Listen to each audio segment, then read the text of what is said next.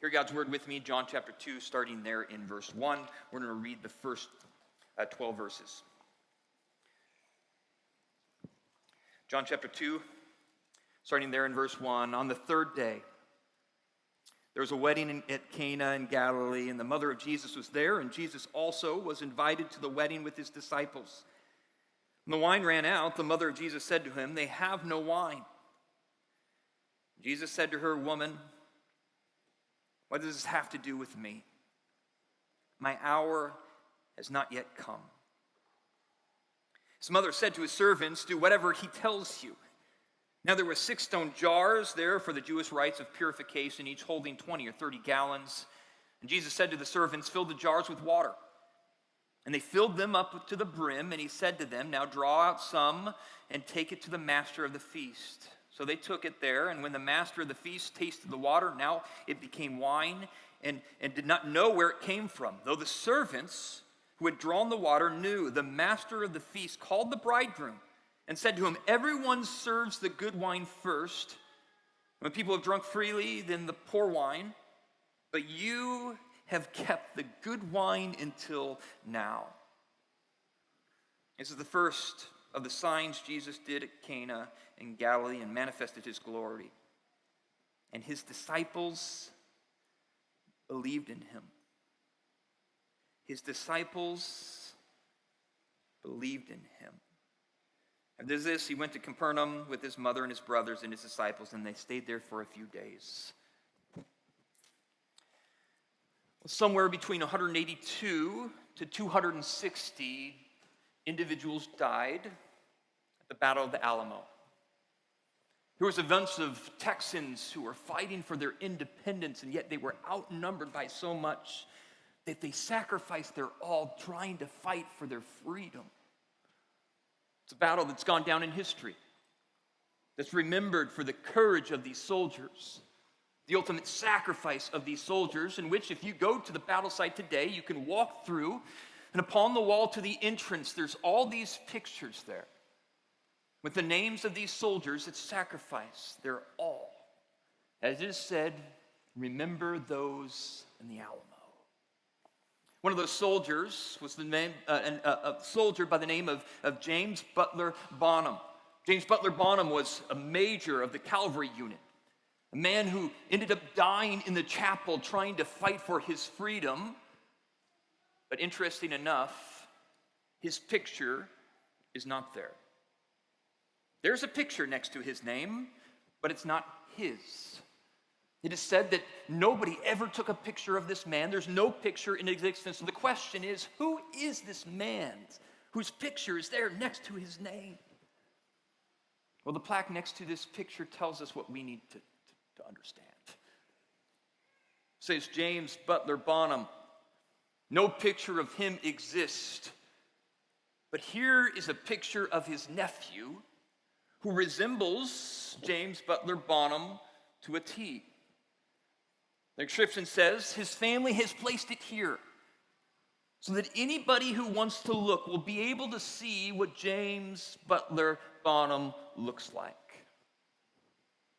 In other words, what they're saying is that if you want to know what James Butler Bonham looks like, if you want to know the color of his hair, want to know the shape of his nose, how he smiles, all you have to do is look at his nephew.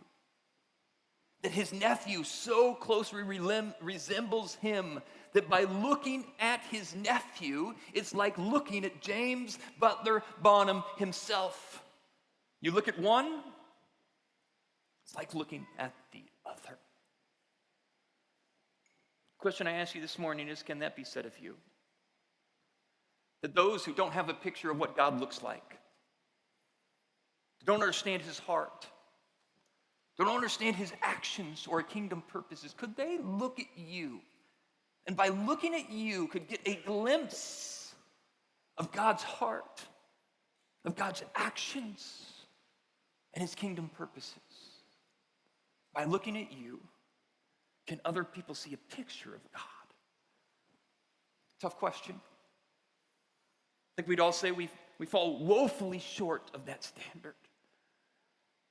But that's the purpose of discipleship, that we can close the gap and begin to look more like God the Father by his heart and his kingdom purposes and his actions. But interesting enough, John this morning wants us to know that there is somebody who resembles God the Father perfectly. It's Jesus. In fact, John's gospel has a little plaque next to it, and this plaque says, if you want to see God the Father's heart, if you want to see his actions played out, if you want to see his kingdom priorities, all you have to do is look to Jesus. Because Jesus is the Son who perfectly demonstrates the Father's heart. And yet that's the beauty of the incarnation, is it not? That when we look to Jesus, we see the Father. Is that not what Jesus himself said in John chapter 14 when he turns to Thomas and he says, if you've seen me, anybody who has seen me has seen the Father. And again, that's the beauty of the incarnation, is we realize that Jesus is God in flesh. Or as Colossians would put it, he's the visible picture of the invisible God. Hebrews would say it's somewhat similar, that he's the radiance of God's glory, the exact imprint of his nature. When you look to Jesus, we can see God the Father perfectly. And we should expect that, right? That's what that John wants us to see, because John's purpose this morning is to show us that Jesus is the Son of God. That he is the one that in Middle Eastern culture, that the Son would follow in the Father's footsteps in so many different ways, even into his profession. And we see that even with Jesus, the carpenter's son. So he follows and he imitates the Father perfectly.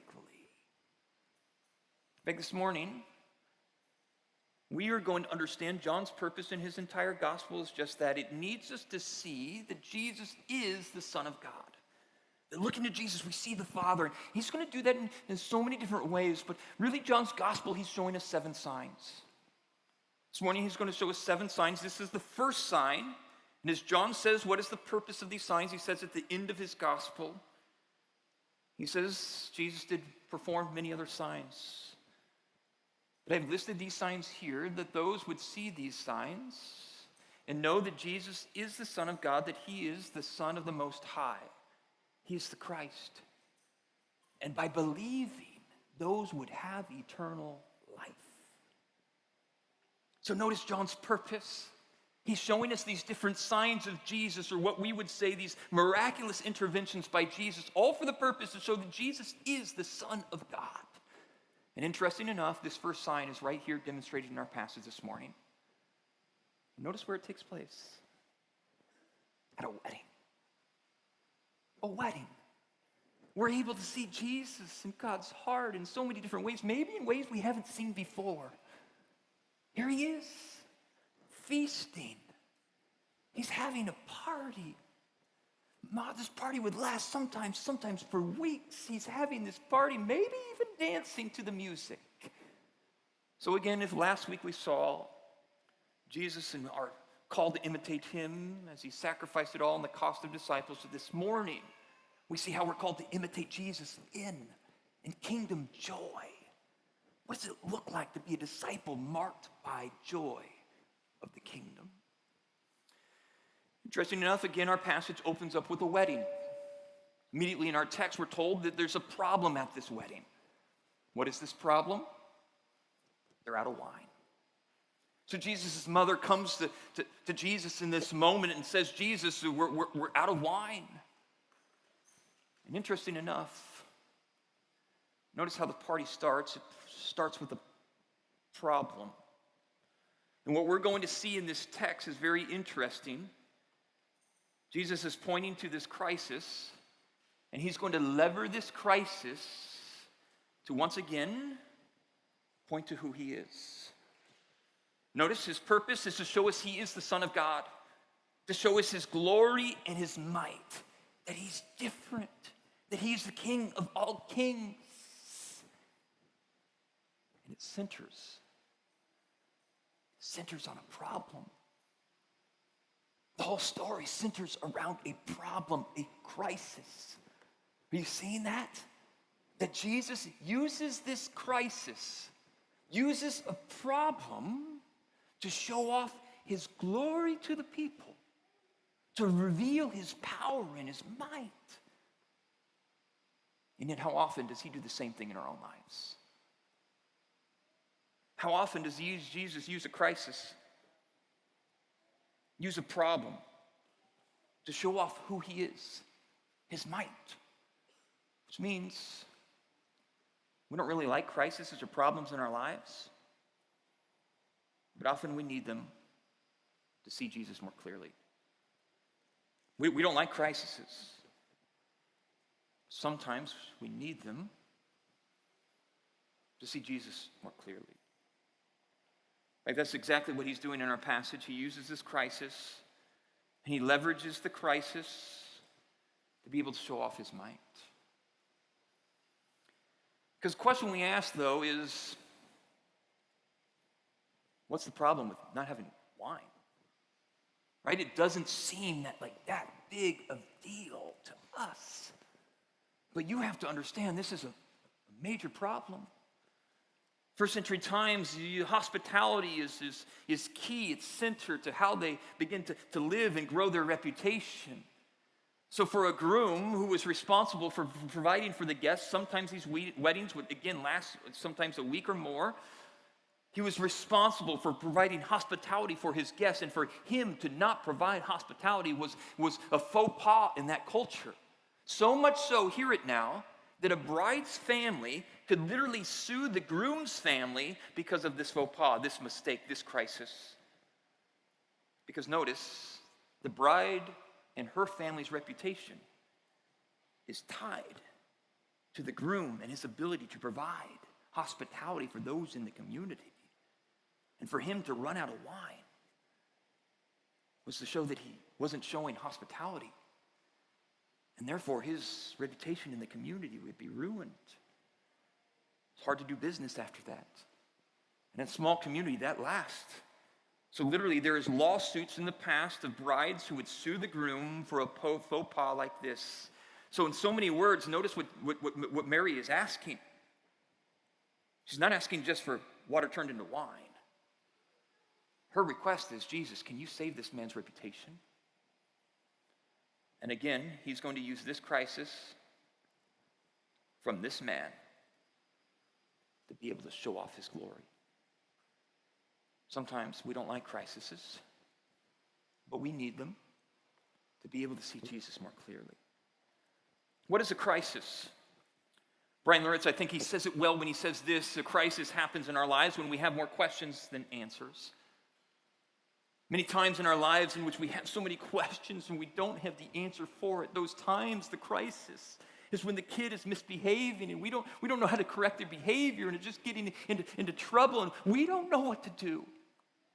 There's times in our lives when the diagnosis comes and it leads us down a path that we were unsure of and we didn't want our life to go that way, but it is. We got questions. We don't have answers. There's times in our lives in which the marriage is struggling and we're trying to fix it, but we don't know how. We have questions, but we don't have the answer. You ever been there? During those times in which you have questions and yet God isn't revealing his answer to you? You might be even in that season right now. But again, the whole purpose of this text is to show Jesus how he's going to use a crisis to reveal himself to us. In the midst of their struggle, their question of their reputation, the shame that might come to them, Jesus is going to use this crisis to show off his glory, in which the disciples come to believe. So notice how God uses crises in our own life to show off his power. Sometimes he uses his crisis in our lives to lead us away from self-sufficiency into greater dependency.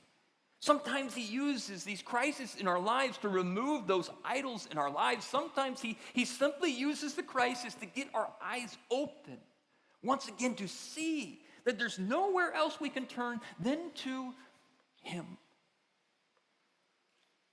Sometimes we don't like crisis. But often God uses them in our lives to reveal who he is to us in a greater way. Which then leads us to be able to be thankful for them. Imagine the disciples. Imagine even the groomsman later on if he figures out actually who saved his honor. I imagine them looking back at this crisis and saying, I'm thankful for it. Because through this question, I came to see who Jesus was. And I imagine if I passed a microphone around this room, many of us would testify to the same thing. That we don't like the crisis in the moment, but looking back on our lives, we can see how God used the crisis to reveal himself to us. We're thankful for the breakup, because God showed himself clearly through it. We're thankful for the job loss, because through the job loss, we see a God who is able to sustain us, who is far greater than earthly treasures. We're thankful for the crisis, because through it, God showed himself to be the one who showed up on our behalf. We don't like crises in our lives, but oftentimes we need them to see Jesus more clearly. And this is exactly what he's doing in our text. He's using a crisis, a huge situation, to be able to show up in so many different ways. In fact, I encourage you. This afternoon, there's an article that was written, I believe, on May 12th, just a week ago, in the Gospel Coalition. It talks about spiritual formation through something called spiritual desertion. He says this is an often part of spiritual formation that we forget in the West. The crisis. The time in which it feels like God has left us. He says God uses it. He uses it to form his people. They would put it, the old church fathers, into the same boat. Spiritual formation through the scriptures. Spiritual formation through prayer. Spiritual formation through fasting. Spiritual formation through spiritual desertion. That's saying something, isn't it? Great article, if you have the chance to read it, written by Kyle Strobel, Lee Strobel's son, about sometimes those times in our lives in which we have more questions than answers. Those times in which it seems that God has literally left us. He hasn't left us. He's forming and shaping his people and using the crisis to show off who he is in a greater way. Mary says, we ran out of wine. Jesus' response, notice what he says to her. What does this have to do with me? My hour has not come. What does this have to do with me? My hour has not come. Those are some strange words, aren't they? He uses the term woman. He uses this term, his hour has not come. What is Jesus speaking to in this moment in John's gospel? And so interesting is John's gospel uses this word hour quite a bit. Most of the time it's used to describe what time of day it is in the 6th hour, the 3rd hour. But every other time, 8 times to be exact, that Jesus uses this term, his hour has not come, we're talking about his hour, always has to do with the reality of him heading to the cross. It's going to the cross and his following glorification. So notice what he's saying. He's turning to this moment, looking at Mary. Mary is saying, we don't have wine. He says, what does this have to do with me? My hour has not come. Translation, Mother, I didn't come to turn water into wine. I came to save lost souls. So helpful. Because that's his mission. And so many times we lose track of his mission in our own prayer life, right? So many times we become narcissistic in our prayer life, in which we begin to pray for all sorts of things that are centered around us. And Jesus is saying, he's saying, hey, I've come. My whole purpose is to save souls. My purpose is to lead people who are not in the kingdom and lead them into the kingdom. That's my whole purpose. So sometimes he's going to turn to us in the moment of our crisis in which we're calling out, God, what can you turn this water into wine? And he's going to leave the crisis there. And he needs us to see it's for his mission, to get people to see who he is. And are you okay with God leaving the crisis there so he can show off who he is to you and to those around you? Because his greater mission is saving souls. And sometimes the crisis remains. He leaves it there. He says, hey, my purpose, my hour has not come. I don't know if you're familiar with Ben Sasse. He's a Nebraska senator. Man who loves Jesus. You know his story. No longer a senator, was president of Florida University. Has terminal cancer, 5 different kinds. They did an interview with him and they asked him the question, how do you feel about God not answering your prayer for healing? How do you feel that God left the crisis in your life? Notice his reply. He says, I wouldn't want a sovereign God to defer to my prayer life with an answer of yes all the time. Because I'm not omniscient. I am not all-knowing. I don't know what the weaving together of the tapestry of the full redemption should look like. But he says, I know that going through this period of suffering that I'm going through is a benefit because it is a winnowing time in my life. He says, I'm filled with dross, but this suffering, no, it's not salvific. But it is sanctifying, and I'm grateful for it. And if you understand his interview on 60 Minutes and all the other interviews he's doing, through his crisis, people are able to see Jesus. He leaves the crisis sometimes. It's hard. We don't like it. But he does it to show off who he is. He does it to show off who he is. Here's the crisis. So interesting is he's using it actually to shape Mary as well. Because here's Mary. She's only been able to relate to Jesus as her son. That should make sense to us. She's the one who was able to hold Jesus' hand when he learned how to walk. She's the one who spoon-fed him, nursed him on her side. She's the one who's been the mother to Jesus for all these years. And so what's interesting about John's gospel is there's this distancing that takes place. A distancing. A teaching moment in her life is, how are you going to relate to Jesus as the Savior of the world, Mary? That you need to see him primary, not as your son anymore. We'll see this in 2 weeks as we see it later in the gospel text. But in this moment, you need to see him as the Savior of the world.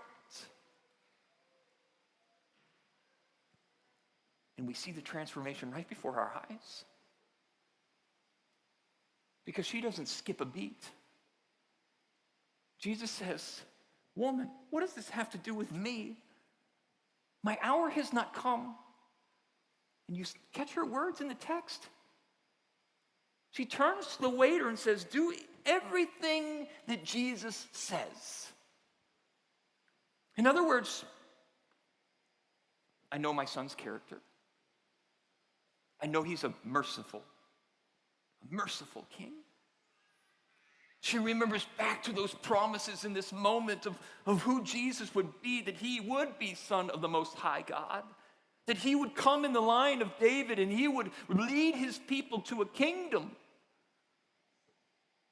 She says, I trust him to do as he sees fit with the crisis. Do whatever he says. Do whatever he says. See, temptation and the crisis and the issue is to walk away from God in the waiting period. He doesn't show up like we want him to. He says his hour has not come. And the temptation is to begin to do things on our own, to walk away from dependency into self-sufficiency, trying things out on our own power and our own might. After all, it didn't work God's way, right? We prayed, we tried it. It didn't work out, so we tried to begin to do things on our own. But Mary is not that way. In the crisis, in the waiting period, she doesn't walk away from Jesus. No, she leans more heavily upon him in dependency. She understands this principle, that the blessing will not come apart from Christ. It'll only come through him. And where else is she going to go? There's a crisis. Man's reputation is at stake. Reputation of dishonor spread throughout his community, which is going to wreck the rest of his life. She could have turned and tried things on her own power, right? She says, where else am I going to go? The only one who can handle this is Jesus. The only one who has the power to do anything. I don't know how he's going to handle it. I don't know what he's going to say. He might say some crazy things like go fill up some jars with some water, but do whatever he says. Do you see her transformation in her faith? Transformed in this moment of saying, I'm going to lean more heavily upon my son because I understand the blessing is not going to come apart from Jesus. It's always going to come through him. And catch it, Jesus acts. Jesus intervenes. Maybe not immediately, but he acts, he intervenes. And he turns to these servants and he says, I need you to go fill up some buckets, 6 of them, stone jars used for ceremonial cleaning. He says, I need you to fill them up, and they're transformed into wine. He intercedes. The question we now ask is this: why is this his first revelation of himself? Out of all the ways that Jesus could have started out his ministry, why didn't he start with Lazarus? Like he's sovereign, raising Lazarus from the dead. Imagine that, right? Imagine if he started that way. Jerry's his son. Do something spectacular. Water into wine? Seems so strange. That's how you're going to reveal yourself as the Son of God at a wedding party? He wants us to teach us about the kingdom. And the way he's going to do this is through this transforming wine, or transforming water into wine. Because he needs us to know 2 principles about the kingdom. Kingdom is a superabundance of his grace. Kingdom is a superabundance of his joy. Superabundance of his grace. Superabundance of his joy. Notice the text.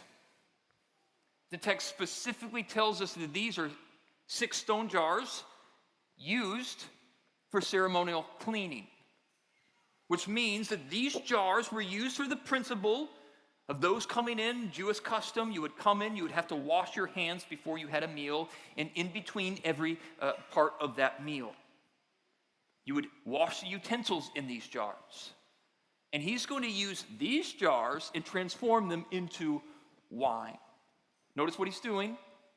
Symbolic for transforming the old ways of the Jewish customs and practices and law, and he's transforming it into wine, sign of the new covenant. Great news. Great news. Great news. He's taking what is of the past and he's transforming and making all things new.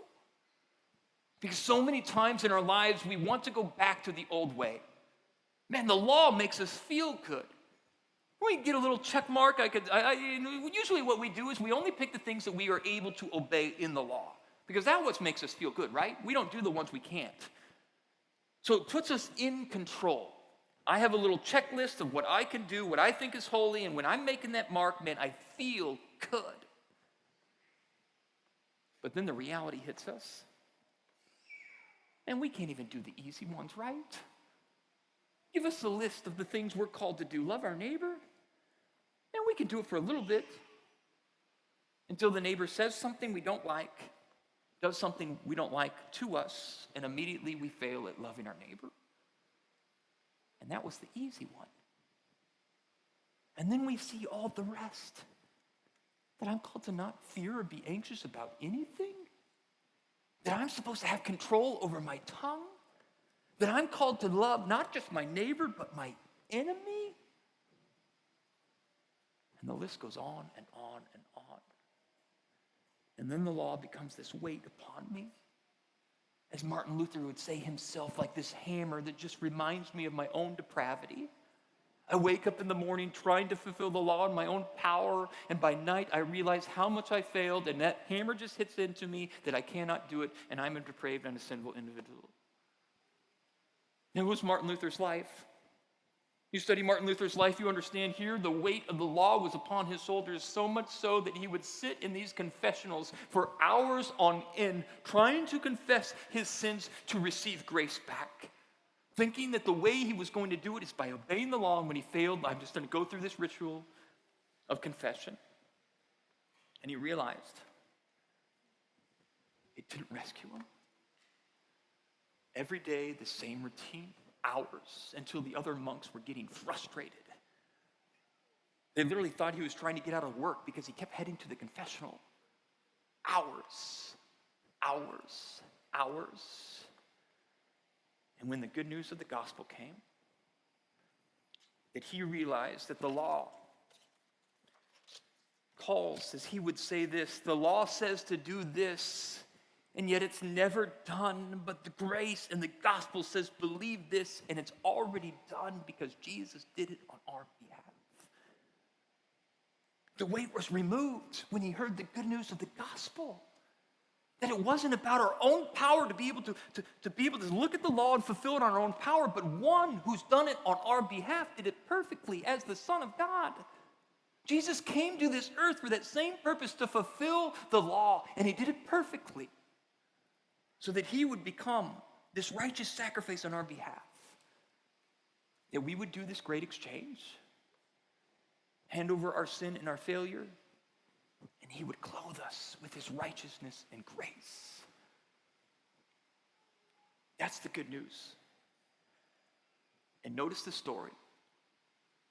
The superabundance of his grace is seen right in this passage. Often we miss it. Let's go back to the groomsman. The groomsman's in a peculiar position. He's about to reveal his own shame. He didn't have enough wine for the guest. He's marked with dishonor. He wasn't able to be hospitable. And crazy enough, Jesus shows up to the master of the feast, says, I need you to taste this. Notice the text says, the groomsman doesn't know what just took place. The only people who know is the servants who listen to Jesus. The master of the feast comes to the groomsmen, master of the feast, catering, wedding party planner. Imagine him in front of everybody, most likely. And he turns to the groomsmen. He says, I've done this a lot. I've been to all the parties. What most likely happens is people serve the great wine at the beginning. When people get a little tipsy, we begin to serve the $5 wine. But you didn't do that. You saved the best for last. Honor. Everybody's looking at the groomsmen. This is the man. He's showing his hospitality. And not only is he showing his hospitality, but he has the greatest honor, because nobody does this way. Nobody serves the best wine at the end, but here he is. That's exactly what he's doing. Notice, position of shame, dishonor. Jesus intervenes. Jesus is the one who gives him the honor without him even knowing it. Nothing he did wasn't of his own power. He wasn't the one that transformed the wine. It was all Jesus. And now he's in a position of honor. Do you see it? That's the gospel. That's the gospel. The part of the story that many of us miss. Here we were that groomsman. Shame upon us because of our own sin. And yet Jesus, because of his work on the cross, he intervened. And our shame and our dishonor is transformed into a position of honor as we become sons of the Most High God. That's the gospel. Nothing we did on our own. It was all done because of Jesus' work on the cross. That is the good news, a superabundance of grace. You see the beauty of this story? It's powerful. Not only is it a superabundance of grace, but it's a superabundance of joy. Because the question we need to ask now is, how much wine did Jesus produce? We know that's a good question because the text tells us exactly how many of these gallons each held of water. So it's hinting at the fact that it needs us to understand how much wine was actually produced. So go with me for a little bit. Text says 20 to 30 gallons are in each of these 6 stonewares used for ceremonial cleaning. He fills them up, most likely to the top, 20 to 30 gallons of water in each one. Kind of do some math of how much wine or how many gallons of wine is in each glass of glass. Use 25 glasses of wine, about 5 gallons of wine in those 25 bottles of wine.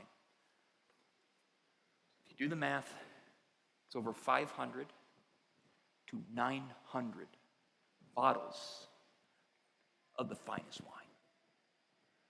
500 to 900 bottles of the finest wine.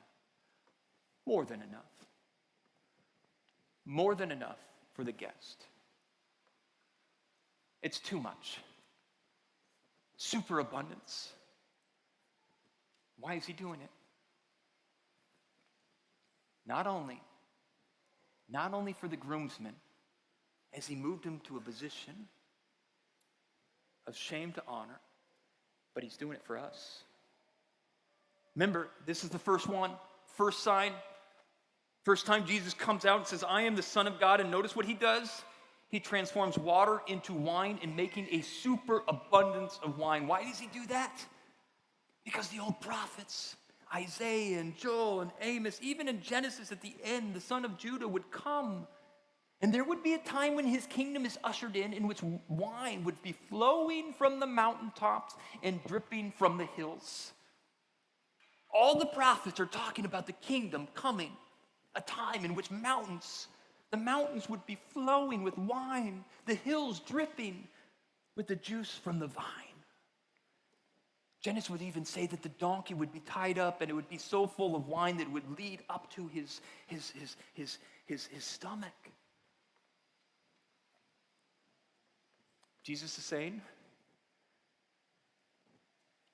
my kingdom is coming with blessing and joy. Because if you look at the Old Testament, what does wine always represent? Blessing and joy. And he produces a superabundance of it. The prophets say when his kingdom comes, superabundance of blessing, wine, and joy.